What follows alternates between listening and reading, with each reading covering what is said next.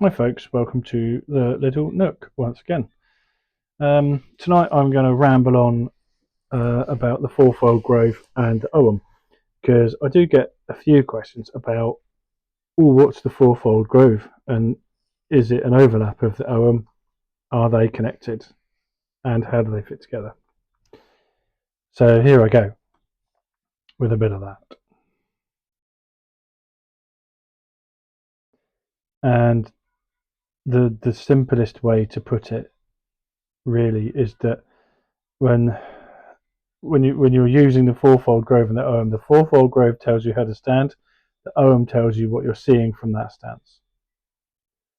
Yeah, I'll go into it in a sec. I just wanted to sort of give a brief overview of the Fourfold Grove and where it came from, because it is a system I use now, but it grew. I say grew out of something else. It wasn't really something else. It was always there. It didn't have a name.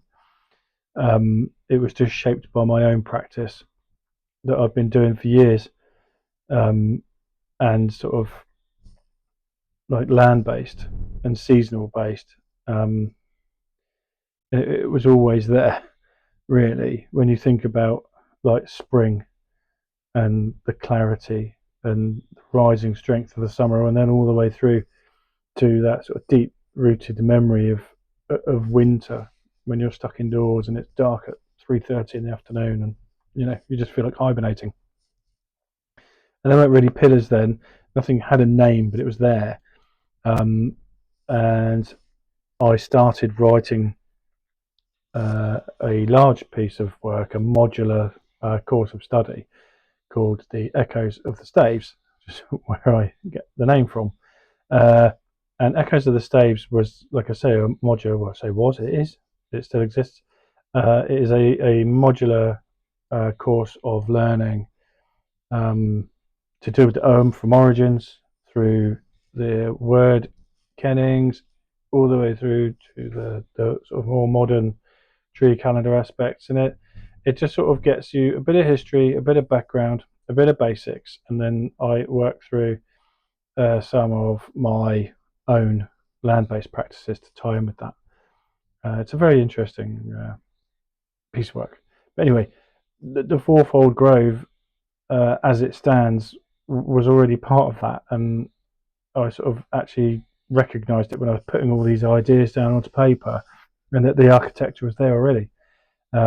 So blackthorn, birch, oak, blackthorn, and yew, emergence, sovereignty, necessary truth, and deep roots.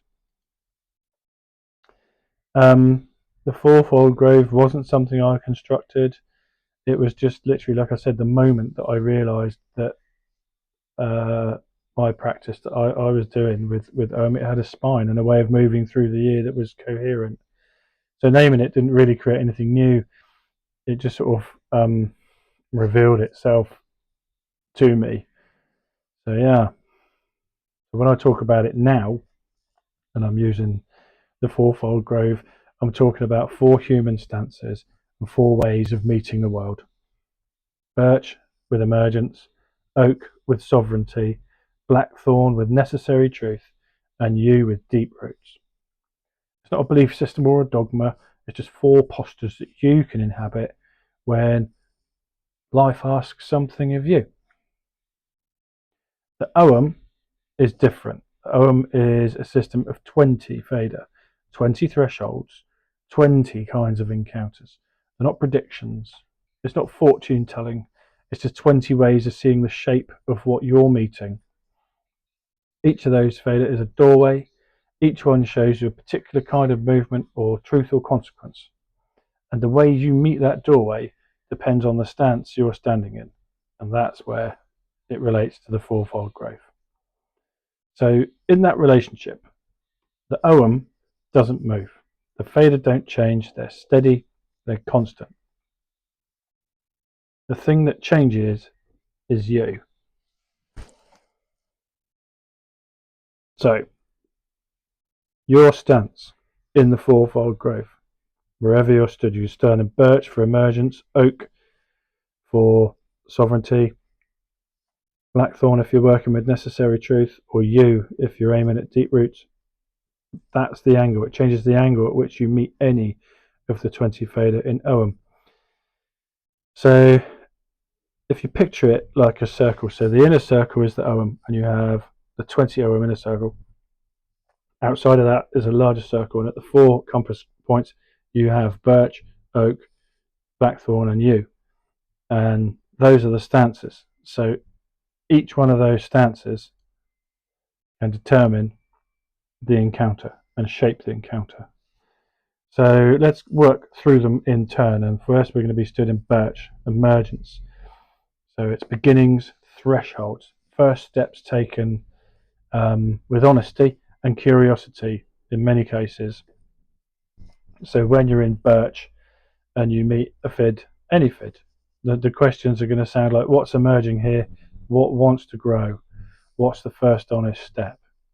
So for example, you might have your bag of Ogham staves and you pick out birch itself, and then you're sort of thinking, what new truth is sprouting here? You put your hand in again, you draw out bramble, Mewen. And in that case, then you'll be looking at what sort of early entanglement or desire is just beginning to show itself. And then you might be a bit more curious. So you put your hand in again, you draw out alum, which is pine. And then from the stance of birch, we're asking, so what long held thing, what you've been holding your breath for a long time, what are you really ready to release into movement?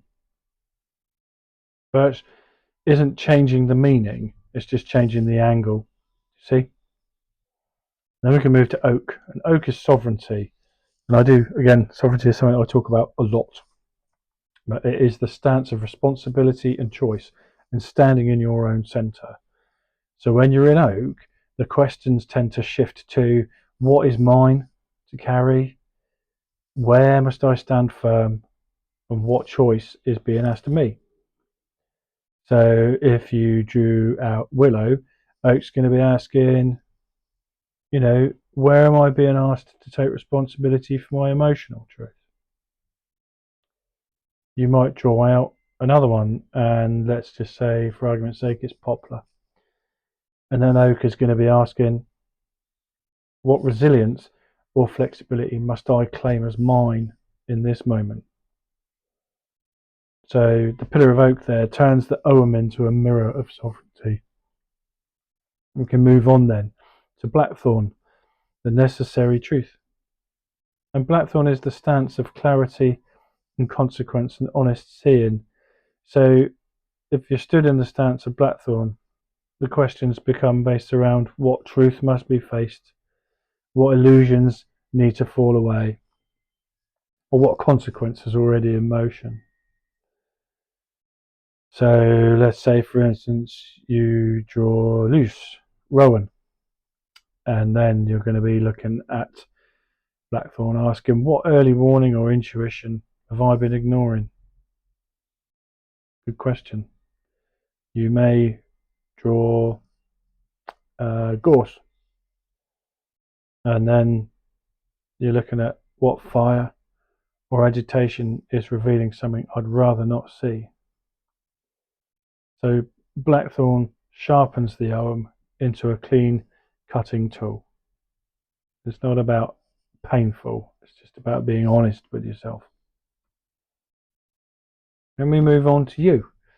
And yew is the deep roots, really important.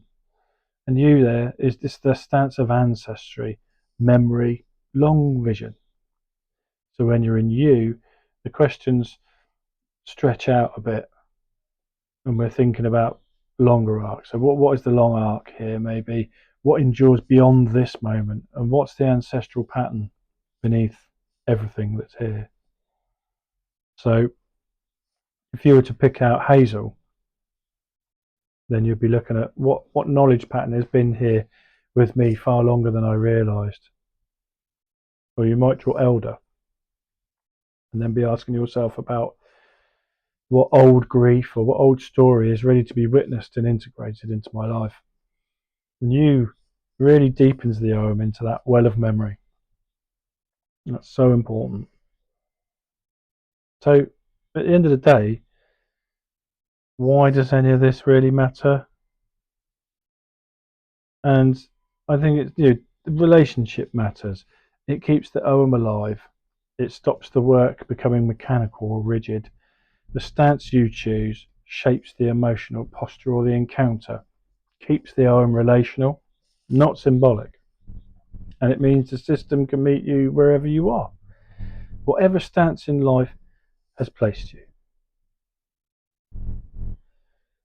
And then, just to be clear, the Fourfold Grove and Echoes of the Staves are very separate currents.